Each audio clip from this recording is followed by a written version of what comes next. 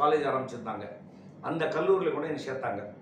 அங்கே பியூசியும் டிகிரியும் முடிச்சுட்டு, அதே நேரத்தில் என்னுடைய அக்கா வந்து குற்றாலத்தில் பராசக்தி கல்லூரியில் எம்ஏ தமிழ் முடித்தாங்க. 2 பேருமே ஒரே அடியாக சென்னைக்கு வேலை தேடி வந்தோம். அப்போ வேலை கிடைக்குதுங்கிறது ரொம்ப கஷ்டமாக தான் இருந்தது. நான் எடுத்த உடனே சினிமா உலகத்தில் கொஞ்சம் உலா வந்தேன் நடிக்கிறதுக்கு. அப்போ என்ன நடிக்க லாய்க்கில்லைன்னு சொல்லிட்டாங்க. அதுக்கப்புறம் வானொலி நிலையத்தில் அறிவிப்பாளராக, அதாவது அனௌன்சர் சொல்லுவாங்க, அந்த வேலைக்கு நானும் என்னோட அக்கா 2 பேரும் போனோம். அது வந்து கேஷுவல் போஸ்ட்டு. மாதம் 14 நாள் வேலை கொடுப்பாங்க. அதுக்கு 14 நாள் முடிஞ்சவொடனே சம்பளம் கொடுப்பாங்க. அதை வச்சு காலம் தள்ளிட்டு வந்தோம். அப்போ அந்த மாதிரி இருக்கும்போது ஒரு நாள் நான் வந்து என்னோடய அக்காவை வந்து சொந்தக்காரங்க வீட்டில், நான் தனியாக ஒரு நண்பரோட ரூமில் இருந்தேன்.